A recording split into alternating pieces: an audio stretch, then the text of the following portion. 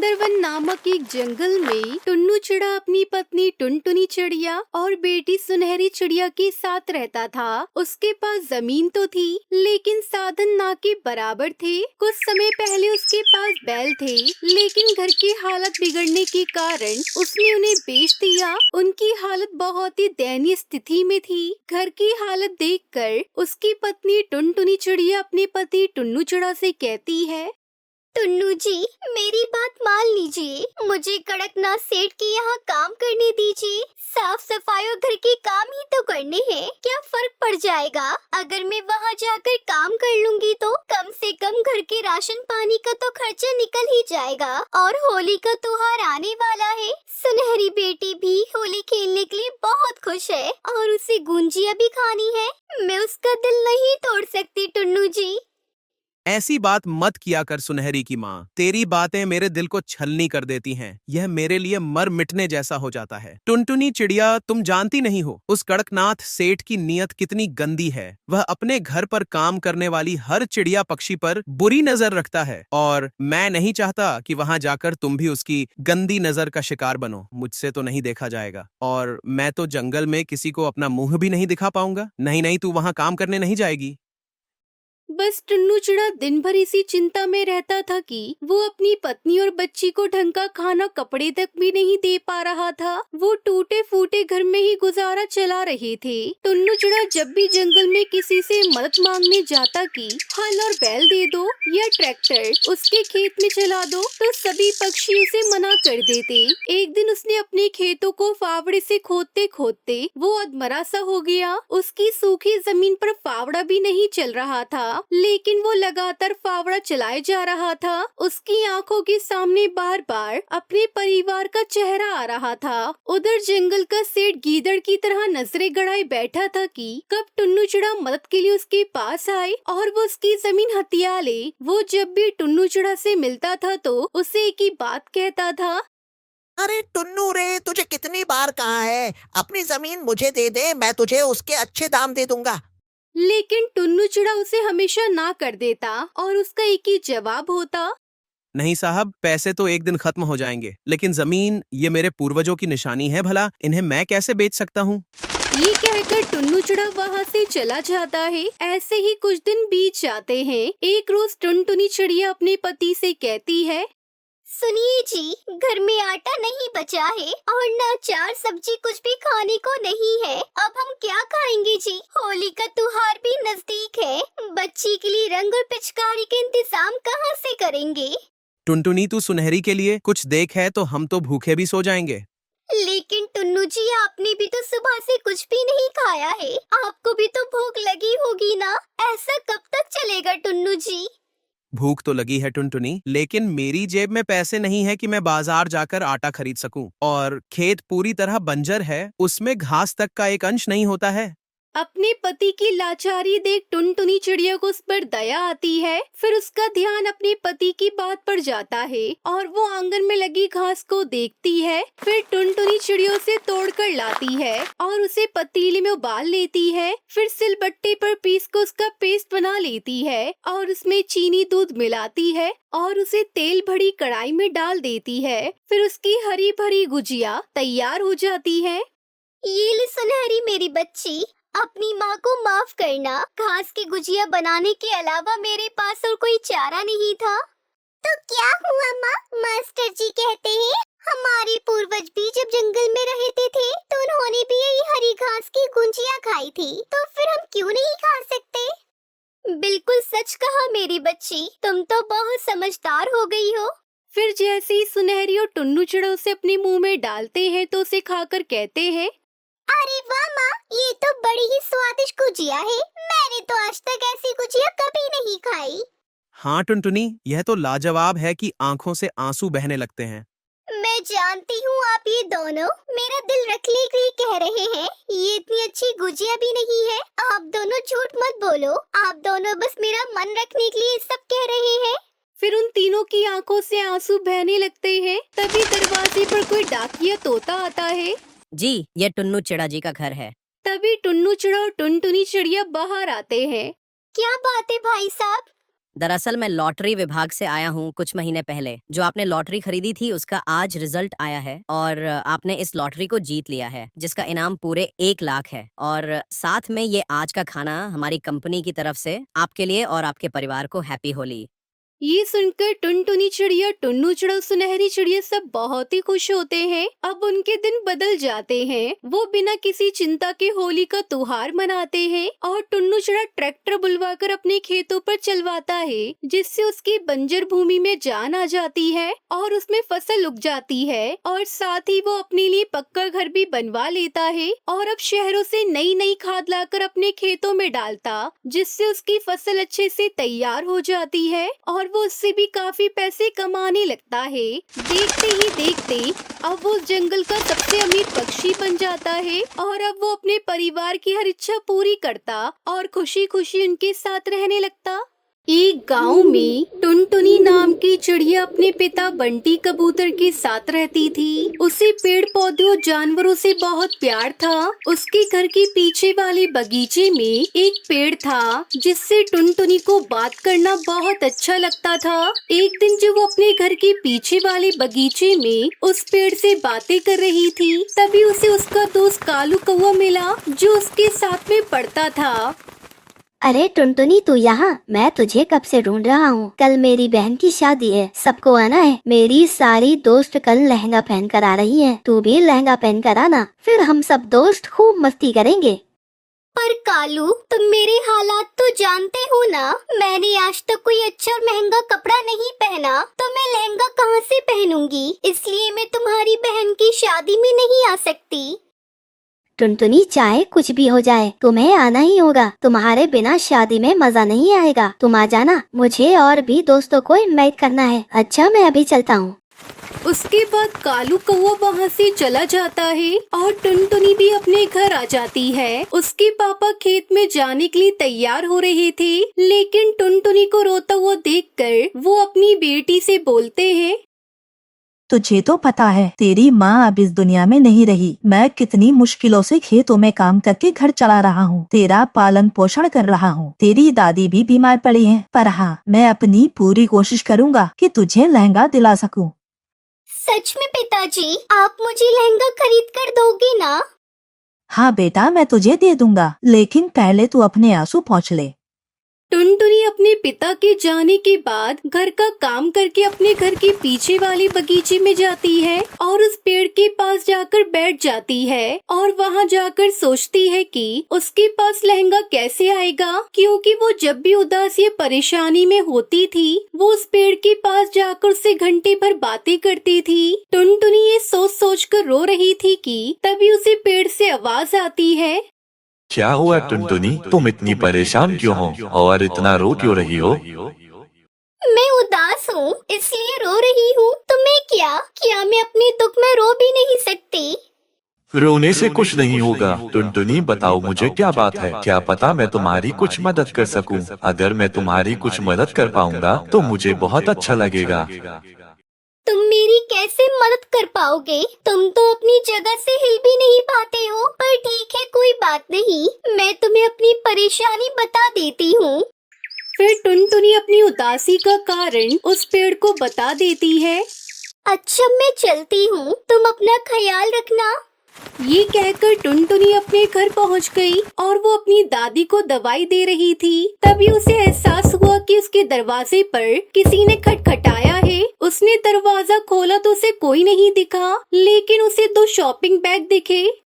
अरे, इसके अंदर क्या है? चलो इसे घर में ले जाकर खोलती हूँ। जैसे ही टुनटुनी थैला खोलती है, उसके अंदर से 2 सुंदर लहंगे बाहर निकलते हैं। अरे वाह, ये लहंगे तो कितने प्यारे हैं। लगता है पिताजी रखकर लहंगों को काम पर चले गए हैं। अभी तो बोल रहे थे खेत में जाऊंगा, पर मेरे लिए लहंगे लाकर दे दिए। पापा बहुत अच्छे हैं। जब शाम को उसके पिता घर वापस आते हैं तो टुनटुनी उनसे कहती है, पिताजी, मेरे लिए लहंगे लाने के लिए आपको बहुत बहुत शुक्रिया। पर बेटी, ये तो मैंने नहीं खरीदे। यह तुम्हें किसने दिया? कहाँ से मिले तुम्हें? चलिए छोड़िए पापा, ये बताइए लहंगे सुंदर है ना? आज मैं इसे कालू की बहन की शादी में पहन कर जाऊंगी। अच्छा ठीक है, तुम चली जाना शादी में। फिर शाम को टुनटुनी वो लहंगा पहनकर कालू की बहन की शादी में चली जाती है। सब पक्षियों का ध्यान सिर्फ टुनटुनी पर था। सबने उसकी बहुत तारीफ की। आज तक टुनटुनी को इतना सम्मान नहीं मिला था। जब वो अपने घर आई तो बहुत खुश थी। फिर अगले दिन वो अपने घर के पीछे वाले बगीचे में गई और उस पेड़ से बोली, सुनो दोस्त, मुझे पता चल गया है कि तुमने ही वो मुझे जादुई लहंगे दिए थे। तुम बहुत अच्छे हो।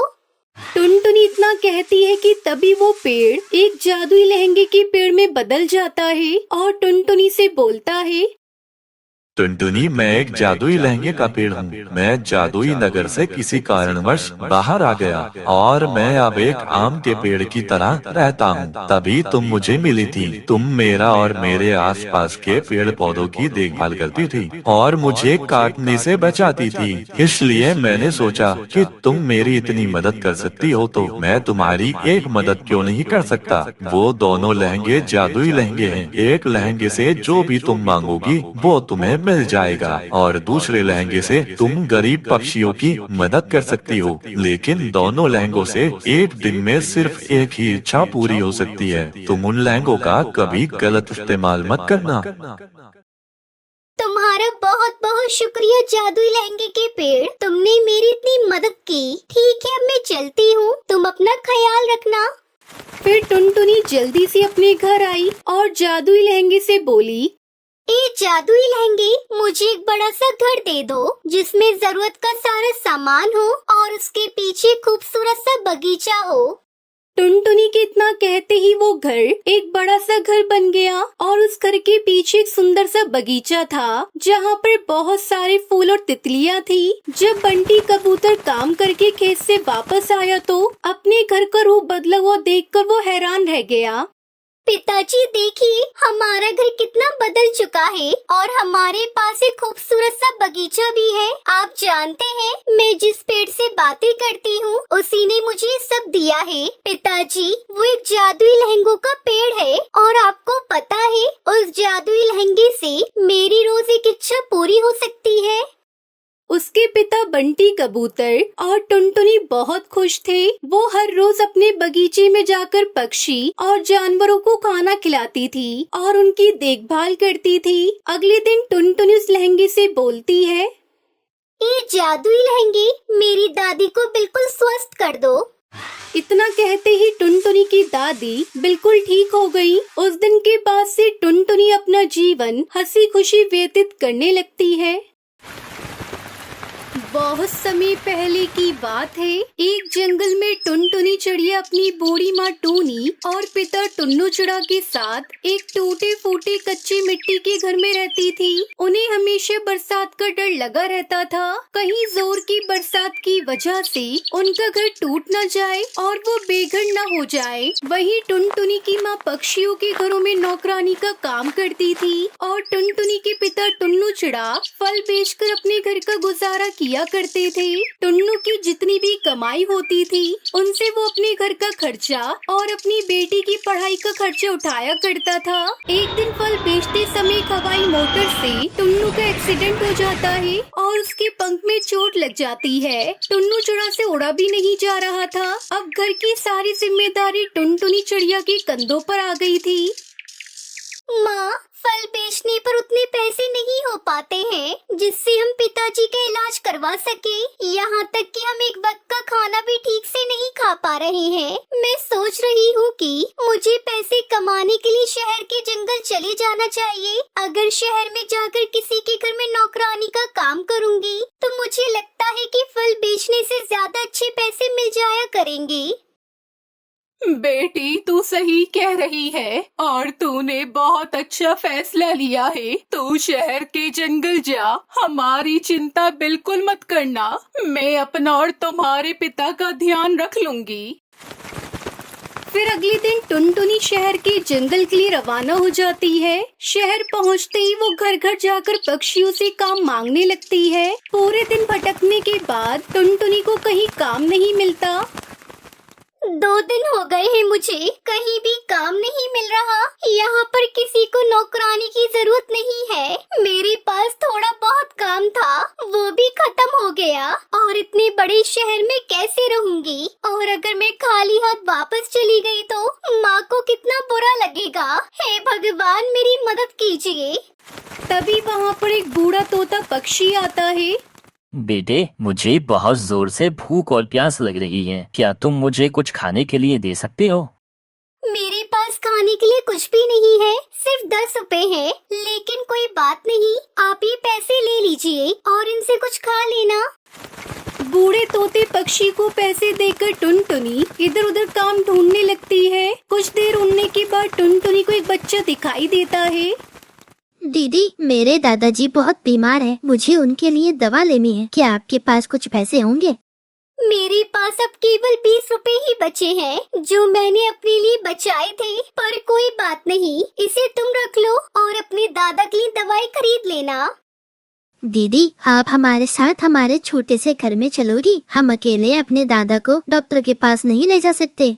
फिर टुनटुनी चिड़िया उस बच्चे के साथ उसके घर चली जाती है। तभी वो बच्चा और उसका दादा हरिया तोता परी के रूप में बदल जाते हैं।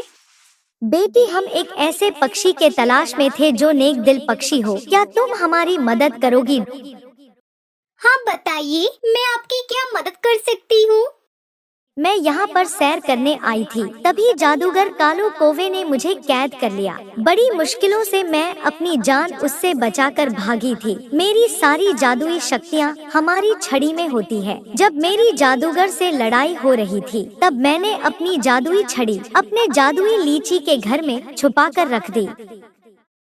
क्या लीची के घर पर? ये कहाँ है?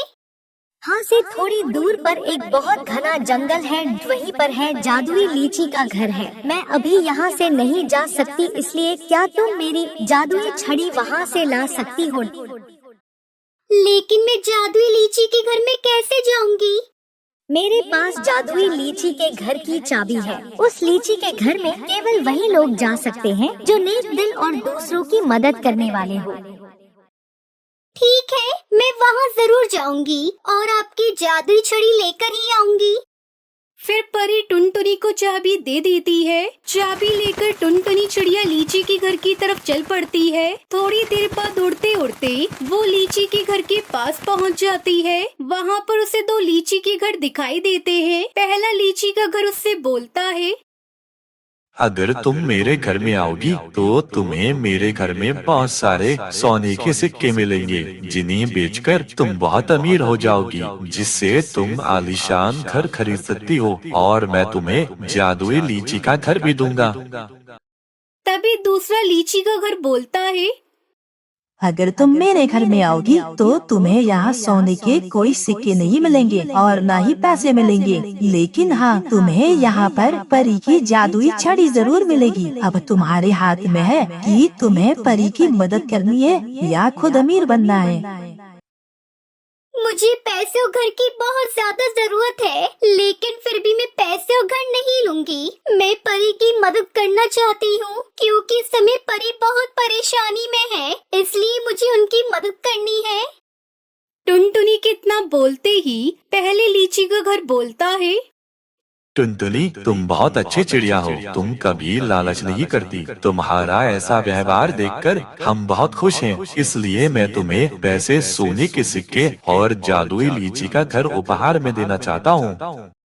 ये कहकर वो जादुई लीची का घर टुनटुनी चिड़िया को सब दे देता है। फिर टुनटुनी चिड़िया दूसरे लीची के घर में से जादुई छड़ी लेकर परी के पास जाती है।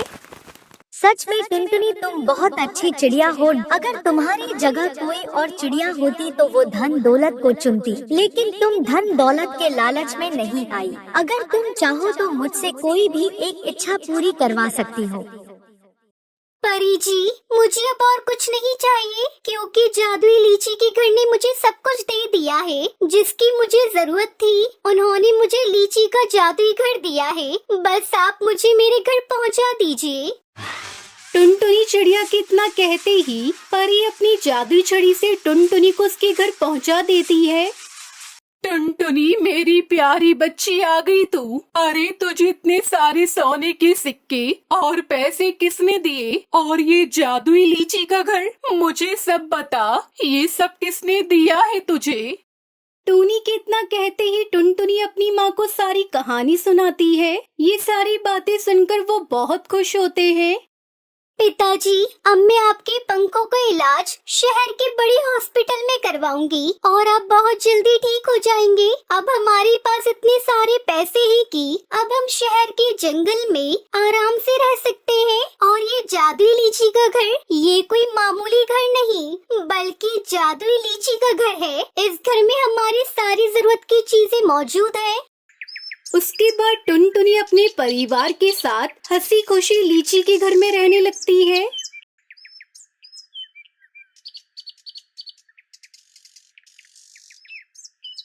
ये कहानी दो किसान पक्षियों की है जिनका नाम टुनटुनी चिड़िया और कालू कौवा था। वो दोनों प्याज की खेती करते थे और उनसे मिलने वाली प्याज को बाजार में बेचा करते थे। प्याज ले लो, प्याज 40 रुपए किलो प्याज ले लो। ताजी ताजी लाल लाल गुलाबी गुलाबी प्याज ले लो। इस तरह से वो दोनों सुबह से शाम तक प्याज बेचते और जो प्याज बेचकर कमाई होती उसे अपने घर ले आते। वही टुनटुनी चिड़िया बहुत ही ईमानदार सीधी सादी चिड़िया थी। उसे जितना मिलता वो उसी में खुश थी। वही कालू कौवा बहुत ही लालची पक्षी था। हमेशा वो ज्यादा से ज्यादा कमाने की सोचता था। है, इतने से पैसों से मेरा क्या होगा? बस 2 वक्त की रोटी मिलती है। अगर किसी तरह ये टुनटुनी यहाँ से चली जाए तो मेरी आमदनी दुगनी हो जाएगी। जल्दी ही इस चिड़िया का कोई इलाज करना पड़ेगा। ऐसा सोचकर कालू कौवा एक दवाई लेकर आया और चुपके से टुनटुनी चिड़िया के खेत में डाल दिया, जिससे कुछ ही दिनों में टुनटुनी चिड़िया की प्याज की खेती खराब हो गई। फिर अगले दिन बेचारी टुनटुनी चिड़िया बाजार में प्याज बेचने नहीं जा पाई। उस दिन पूरे बाजार में कालू कौवे ने ही प्याज बेची। दुगना पैसा, टुनटुनी का क्या इलाज किया है। वाह कालू वाह। हर बार की तरह कालू कौवा टुनटुनी चिड़िया की प्याज की खेती में वो ही दवाई डालकर उसकी फसल बर्बाद कर देता। ऐसे ही काफी दिन गुजर जाते हैं। एक दिन उदास टुनटुनी चिड़िया कालू कौवे के घर आती है। तब कालू कौवा उससे बोलता है, अरे टुनटुनी बहन, तुम बहुत उदास नजर आ रही हो और आजकल तुम्हारी प्याज की खेती भी काफी मुरझाई हुई सी नजर आती है। क्या तुम ठीक से सेवा नहीं करती क्या? क्या बताऊं कालू भैया, मैं तो जैसे पहले प्याज की खेती करती थी वैसे ही अब भी करती हूँ, पर पता नहीं क्यों कुछ दिनों से मेरी फसल अपने आप खराब हो रही है। मुझे तो कुछ भी समझ में नहीं आ रहा। सब करके देख लिया मगर कुछ फायदा ही नहीं हो रहा है। टुनटुनी बहन, मानो या न मानो, तुम्हारी प्याज की खेती को किसी की नजर लग गई है, लेकिन मेरे पास इसका उपाय है। नदी पार वाले जंगल में एक बाबा रहते हैं। मैंने सुना है उनके पास कुछ अद्भुत शक्तियाँ हैं, जिससे वो तुम्हारी फसल को ठीक कर सकते हैं। मेरी मानो तो एक बार तुम उनसे मिल लो, वो तुम्हारे खेत की सारी नजर उतार देंगे। अच्छा कालू भैया, अगर ऐसी बात है तो मैं आज ही उनसे मिलूंगी। ये कहकर टुनटुनी चिड़िया नदी पार जंगल के लिए निकल जाती है। वही कालू कौवा ये सब देखकर बहुत खुश हो रहा था। अरे जा टुनटुनी जा, तुझे जंगल में कोई बाबा नहीं बल्कि जालिम चील मिलेगा जो तुझे जान से मार देगा। फिर इस बाजार में सिर्फ मैं ही प्याज बेचूंगा। फिर तेरा खेत भी मेरा ही होगा। मजा आ जाएगा अब तो। बेचारी टुनटुनी चिड़िया उस घने जंगल में चली जाती है। वो बहुत सीधी सादी चिड़िया थी। वो डर जाती है। हे ऊपर वाले, मेरी मदद करो। यहाँ तो मुझे कुछ भी नजर नहीं आ रहा है। ये जंगल तो बहुत घना है। मैं बाबा को कहाँ ढूंढूंगी? मेरी मदद करो। भगवान ने उसकी सुन ली थी। वो स्वयं अपना रूप बदलकर वहाँ आते हैं। तभी एक रोशनी पड़ती है और वहाँ पर एक तोता प्रकट हो जाता है। वो टुनटुनी चिड़िया से कहता है, क्या हुआ चिड़िया बेटा, तुम यहाँ क्या कर रही हो? ये जंगल तो एकदम सुनसान है, यहाँ तो कोई भी नहीं है। काका, मैं यहाँ बाबा को ढूंढने आई थी। मेरे दोस्त कालू ने बताया था कि यहाँ पर एक बाबा रहते हैं जिनके पास बहुत सारी शक्तियाँ हैं, जिससे वो मेरे खेत की परेशानी को दूर कर सकते हैं। बेटा, यहाँ पर कोई भी बाबा नहीं है, लेकिन हाँ, तुम्हारी परेशानी का हल मेरे पास जरूर है। ये लो, ये दवा, इसे तुम अपने खेत पर छिड़क देना, जिससे तुम्हारी फसल कभी खराब नहीं होगी। और हाँ, एक बात याद रखना, ज्यादा लालच नहीं करना, वरना उल्टा पड़ जाएगा। ठीक है काका, जैसा आपने कहा मैं वैसा ही करूँगी। फिर टुनटुनी चिड़िया वो दवाई लेकर अपने खेत में जाकर छिड़क देती है और अगले ही दिन उसके खेत में बड़ी बड़ी प्याज लटकती है, जिसे देखकर वो बहुत खुश होती है। अरे वाह, ये प्याज तो बहुत बड़े हैं। चलो जल्दी से इन्हें बाजार में बेच आती हूँ। ये कहकर टुनटुनी चिड़िया अपने खेत से सारी प्याज तोड़कर एक ठेले पर रख लेती है और उसे बाजार में बेचने जाती है। प्याज ले लो, प्याज, लाल लाल बड़ी बड़ी प्याज ले लो। आओ पक्षियों, प्याज ले लो। आज से पहले तुमने कभी इतनी बड़ी प्याज देखी नहीं होगी। बड़ी बड़ी प्याज देखकर सब पक्षी दंग रह जाते हैं और टुनटुनी चिड़िया के ठेले पर आते हैं। अरे टुनटुनी चिड़िया, तुम्हारी प्याज तो काफी बड़ी है। इतनी बड़ी प्याज तो मैंने आज तक नहीं देखी। लाओ, मुझे जरा 3 किलो प्याज तो देना। फिर टुनटुनी चिड़िया सुंदरी कौवी को प्याज दे देती है। ऐसे ही बड़ी प्याज को देखकर सब पक्षी टुनटुनी से प्याज खरीदते हैं। आज उसकी अच्छी कमाई होती है। फिर वो घर आकर कहती है, अरे वाह, आज तो मुझे बहुत अच्छी कमाई हुई है। ये सब उस काका की दी हुई दवा की वजह से हुआ है। अब टुनटुनी रोजाना अपनी खेत पर वो दवाई डालकर उन बड़ी प्याजों को बेचकर अच्छे पैसे कमाती है। वहीं ये सब देखकर कालू कौवा बहुत जलता है। अरे ये सब क्या हो रहा है? लगता है उस टुनटुनी चिड़िया के पास कोई जादुई पुड़िया लग गई है। मुझे कैसे भी करके पता लगाना होगा। ये कहकर कालू कौवा टुनटुनी चिड़िया का पीछा करता है और उसे खेत में दवाई डालता हुआ देख लेता है। अच्छा, तो ये राज है उस बड़ी प्याज का। कैसे भी करके ये दवा की पोटली मुझे लेनी होगी। ये कहकर कालू कौवा वहाँ से चला जाता है। ऐसे ही काफी दिन गुजर जाते हैं। कालू कौवा मौका देखकर वो दवा की पोटली चुरा लेता है। मिल गई ये पोटली। अब मैं इसे अपने खेत में छिड़कूंगा। वो टुनटुनी कम फसलों पर डालती थी, मैं तो ज्यादा प्याजों पर दवाई डालूंगा। फिर मैं उन बड़ी बड़ी प्याजों को बेचकर माला माल हो जाऊंगा।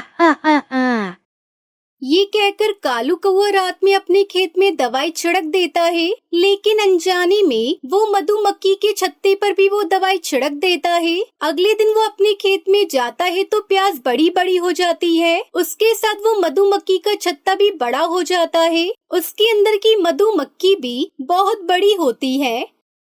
अरे वाह, ये प्याज कितने बड़े हो गए। आज तो मैं बहुत अमीर हो जाऊंगा। तभी वो बड़ी बड़ी मधुमक्खी छत्ते में से निकलकर कालू के पीछे पड़ जाती है। ये देखकर वो बुरी तरह घबरा जाता है। अरे बाप रे, मर गए रे, कोई बचाओ मुझे, ये मधुमक्खी मुझे मार देंगी। ये कहकर कालू कौवा वहाँ से भागने लगता है। वो अपनी जान बचाने के लिए नदी में कूद जाता है। अरे मुझे माफ कर दो। अब मैं कभी भी जिंदगी में दोबारा लालच नहीं करूँगा। उस दिन के बाद से कालू कौवा लालच करना छोड़ देता है और टुनटुनी चिड़िया खुशी खुशी प्याज की खेती करके अपनी जिंदगी बिताने लगती है। एक दिन टुनटुनी चिड़िया अपने काम से वापस लौट रही थी। तभी उसे जंगल के रास्ते में एक बच्चा रोता हुआ दिखाई देता है। क्या हुआ? तुम यहाँ बैठकर क्यों रो रहे हो? तुम्हारी माँ कहाँ है? दीदी, 2 दिन पहले एक हादसे में मेरे माँ बाप की मौत हो गई है और मेरा घर कहाँ है मुझे पता नहीं है। माँ पापा के मरने के बाद मेरा ख्याल रखने वाला कोई नहीं है। मुझे बहुत भूख लगी है। जब भी मैं पक्षियों से खाना मांगने जाता हूँ वो लोग मुझे डांट कर भगा देते हैं। आप मुझे थोड़ा सा खाना खिला सकती हो? उस मासूम बच्चे को रोता देख टुनटुनी चिड़िया का दिल पिघल गया। ये बेचारा बहुत तकलीफ में है, मुझे इसकी सहायता करनी चाहिए। उसके बाद टुनटुनी उस बच्चे को अपने घोंसले में ले आती है। आज से तुम मेरे साथ यही रहना, मैं रोज तुम्हें पेट भर खाना खिलाया करूँगी।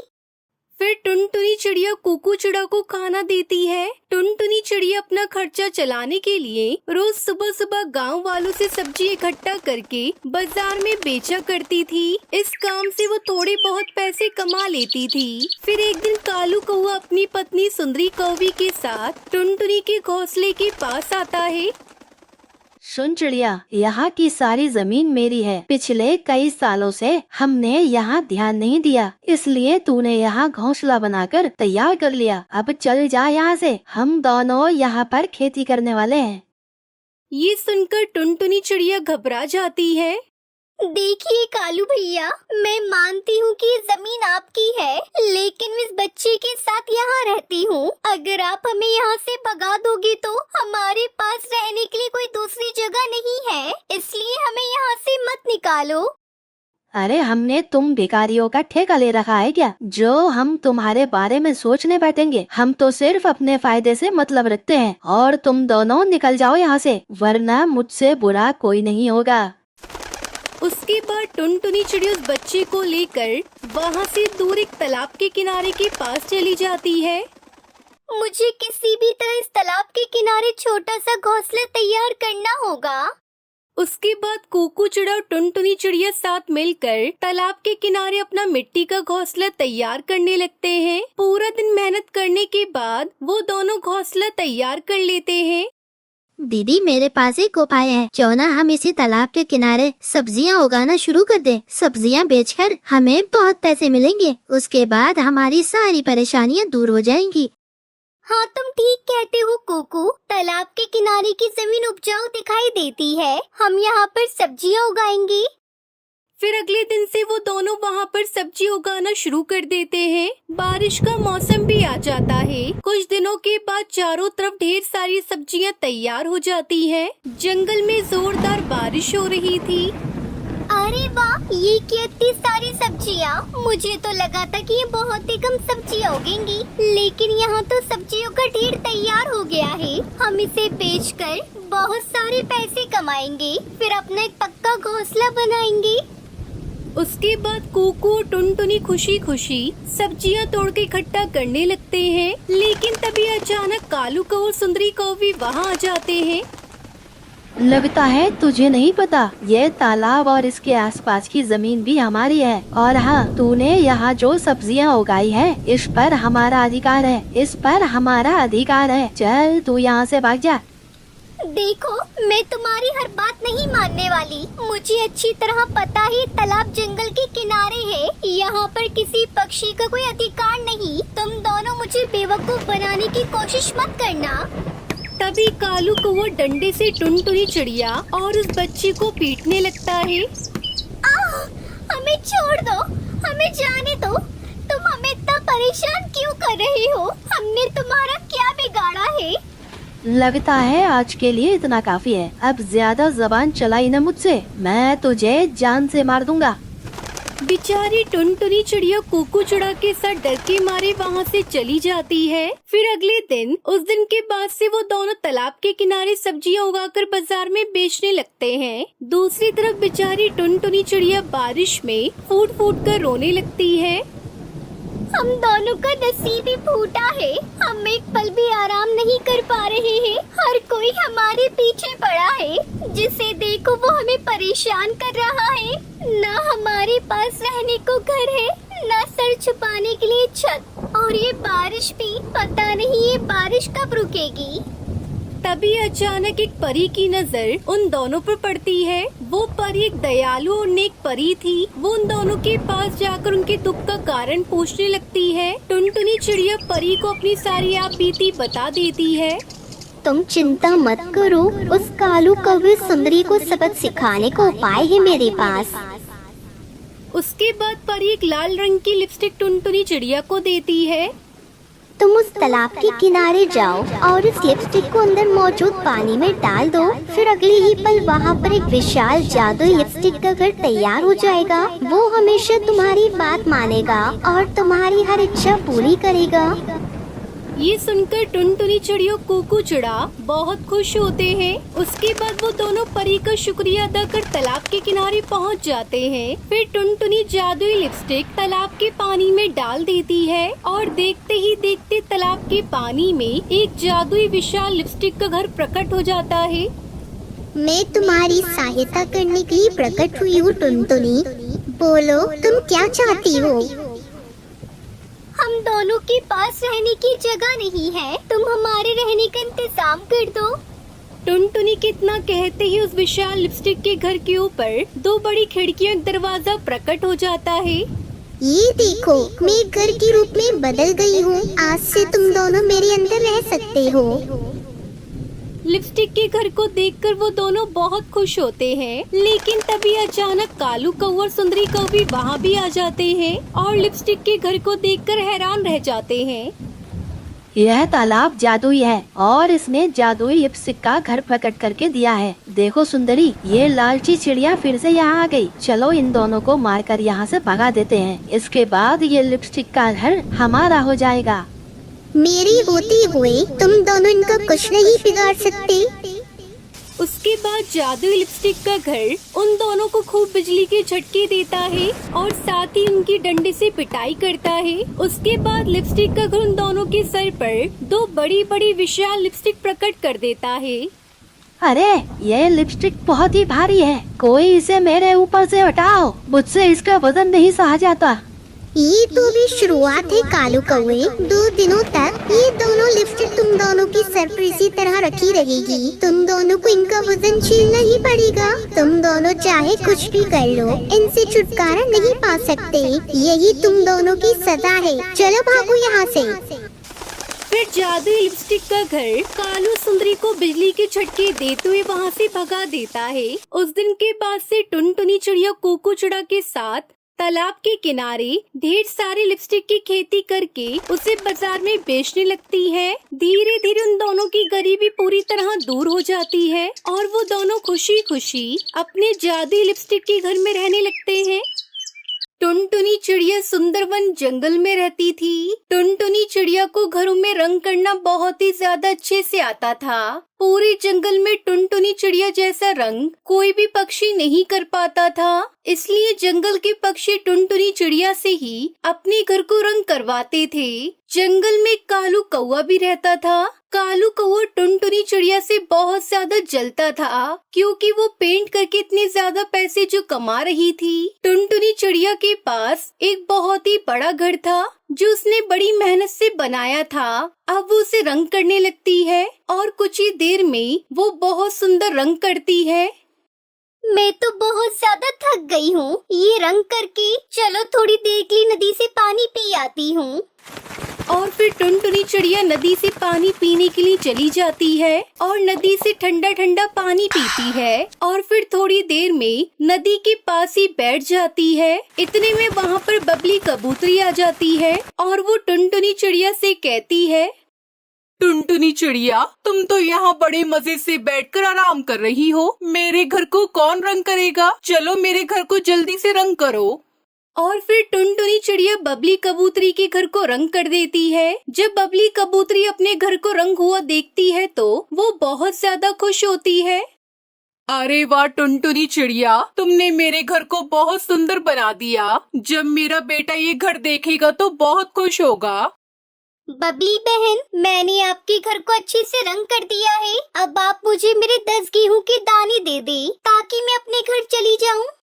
फिर बबली कबूतरी टुनटुनी चिड़िया को एक पोटली में 10 गेहूं के दाने देती है और टुनटुनी चिड़िया पोटली लेकर अपने घर की तरफ चली जाती है। दूसरी तरफ दूसरे जंगल में गिद्ध राजा रहता था। उन्होंने अपनी पत्नी के लिए घर बनवाया था जिस पर वो रंग करवाना चाहते थे। उन्होंने अपने सैनिक से कहा, सैनिक, तुम कोई ऐसा रंग करने वाला पक्षी ढूंढ कर लाओ जो हमारी रानी के घर को अच्छे से रंग कर दे, जिसे देखकर हमारी पत्नी बहुत प्रसन्न हो जाए। और ध्यान रहे, अगर उस पक्षी ने रंग अच्छे से नहीं किया तो हम उसे सजाए मौत देंगे। ठीक है, समझ गए ना तुम? जी महाराज, मेरी नजर में टुनटुनी चिड़िया है। वो घरों को बहुत सुंदर रंग करती है। जंगल का हर पक्षी उससे ही अपने घर रंग करवाता है। मैं आपके लिए उसे बुला कर लाता हूँ। ये कहकर सैनिक टुनटुनी चिड़िया के घर जाता है और उसे सारी बात बताता है। टुनटुनी, तुम समझ गई ना? तुम्हें बहुत अच्छा रंग करना है और ध्यान रहे कोई गलती ना हो, वरना तुम अपनी जान से हाथ धो बैठोगी। नहीं नहीं सैनिक जी, मैं गिद्ध महाराज के घर को बहुत ही अच्छे से रंग करूंगी और मैं महाराज को कोई भी शिकायत का मौका नहीं दूंगी। बस आप मुझे महाराज के पास ले चले। फिर सैनिक टुनटुनी चिड़िया को गिद्ध महाराज के पास ले जाता है। सुनो टुनटुनी, तुम समझ गई ना? रंग ऐसा करना है जिसे देखकर मेरी रानी बहुत खुश हो जाए। तुम्हारे पास सिर्फ 2 दिन का समय है। हम 2 दिन बाद रानी के साथ वो घर देखने आएंगे। फिर टुनटुनी चिड़िया गिद्ध महाराज के घर को रंग करने लगती है। कड़ी मेहनत के बाद 2 दिन बीत जाते हैं। टुनटुनी चिड़िया महाराज के घर को रंग कर देती है। अरे वाह, ये घर तो रंग होने के बाद बहुत ही ज्यादा सुंदर लग रहा है। मुझे विश्वास है ये घर महाराज और महारानी को जरूर पसंद आएगा। चलो जब तक ये रंग सूखता है और महाराज और महारानी आएंगे तब तक मैं घर पर आराम कराती हूँ। ये कहकर टुनटुनी चिड़िया वहाँ से चली जाती है। वहीं कालू कौआ पेड़ के पीछे छुपकर ये सब देख रहा होता है। अरे इस टुनटुनी ने तो महाराज के घर को रंग कर दिया, पर मुझे कैसे भी करके इसे भगाना होगा, जिसके बाद महाराज टुनटुनी को सजा देंगे, तब जाकर मुझे सुकून मिलेगा। कालू कौआ बहुत ही शातिर था। वो एक काले रंग की पेंट की बाल्टी लाता है और महाराज के घर को उससे रंग कर देता है। मजा आ गया। जब महाराज अपने घर को काला रंगा हुआ देखेंगे तो बहुत गुस्सा होंगे। फिर मैं जैसा चाहता हूँ वैसा ही होगा उस टुनटुनी के साथ। ये कहकर कालू कौआ वहाँ से चला जाता है। तभी थोड़ी देर बाद टुनटुनी चिड़िया वहाँ आती है और उस घर को काला रंग हुआ देखकर बहुत परेशान हो जाती है। ये क्या हो गया? मैंने तो इस घर पे कितना सुंदर रंग किया था और किसी ने इस पर पूरा काला रंग कर दिया। जब महाराज अपनी पत्नी को लेकर ये देखने के लिए आएंगे तो वो मुझ पर बहुत ज्यादा गुस्सा होंगे और मुझे सजा देंगे। मुझे कुछ भी करके इस घर पर से काला रंग हटाना होगा, वरना महाराज मुझे नहीं छोड़ेंगे। टुनटुनी चिड़िया बहुत ज्यादा चिंतित हो जाती है और इसी चिंता के कारण चिड़िया को एक बहुत ही बढ़िया उपाय आ जाता है।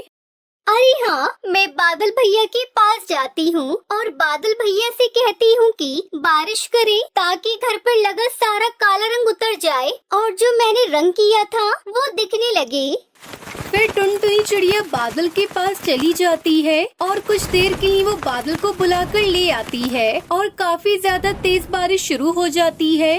बारिश के पानी के कारण उस घर पर से काला रंग उतर जाता है और जो रंगीन रंग चिड़िया ने किया था वो सामने आ जाता है। बादल भी अपना काम करके वापस पहाड़ों की तरफ चला जाता है। टुनटुनी चिड़िया उस घर को देखकर बहुत ज्यादा खुश होती है। तभी गिद्ध राजा अपनी पत्नी के साथ वहाँ आ जाते हैं और उस घर को देखकर वो दोनों बहुत खुश होते हैं। टुनटुनी चिड़िया, तुमने घर पर बहुत सुंदर रंग किया है। ये मुझे बहुत ही ज्यादा पसंद आया है। हाँ टुनटुनी चिड़िया, ये रंग मुझे भी बहुत पसंद आया। मैं खुश हूँ तुम अपनी बात पर कड़ी उतरी, इसलिए इनाम के तौर पर हम तुम्हें ये 20 सोने के सिक्के देते हैं। शुक्रिया महाराज, ये घर को रंग करना तो मेरा पेशा है। इसके साथ धोखाधड़ी कैसे? मैं जब भी किसी के घर को रंग करती हूँ तो पूरी ईमानदारी मेहनत के साथ करती हूँ। वही कालू को एक पेड़ के पीछे छुपा ये सब कुछ देख रहा था। ये देखकर तो उसके होश उड़ जाते हैं। अरे ये सब कैसे हो गया? मैंने तो इस घर पर काला रंग किया था ताकि महाराज गुस्सा होकर टुनटुनी चिड़िया को सजा दे। यहाँ तो उल्टा ही हो गया। महाराज तो खुश होकर इसे सोने के सिक्के दे रहे हैं। वही टुनटुनी चिड़िया खुशी खुशी पक्षियों के घरों में रंग करके अपनी जिंदगी बिताने लगती है।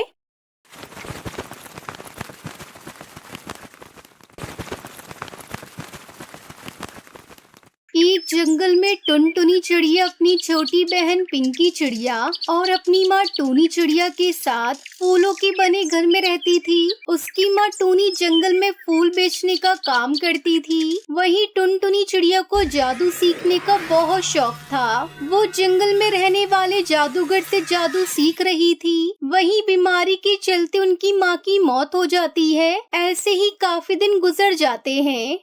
पिंकी, आज 2 दिन हो गए हैं, खाने के लिए कुछ भी नहीं है घर पर। हमें कल से माँ की जगह फूल बेचने जाना होगा। अगले दिन टुनटुनी और पिंकी जब बाग में फूल तोड़ने जाती हैं तो बाग का मालिक उसे फूल तोड़ने से मना कर देता है। देखो बेटा, मैंने ये बाग बगीचा बेच दिया है। अब तुम यहाँ से फूल नहीं तोड़ सकती।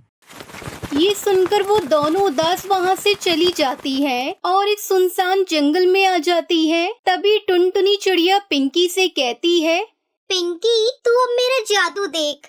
ये कहकर टुनटुनी चिड़िया मंत्र पढ़ती है। तभी वहाँ पर 2 पानी से भरे मटके आ जाते हैं। पिंकी, पानी का एक मटका मेरे ऊपर डाल दो। उसके बाद जब मैं फूल में बदलूंगी तो ध्यान रहे फूल तोड़ने के दरमियान टहनियाँ पत्तों को चोट न पहुँचे और जैसे ही पूरे फूल तोड़ जाए पानी का दूसरा मटका डाल देना, मैं फिर से अपने असली रूप में आ जाऊंगी।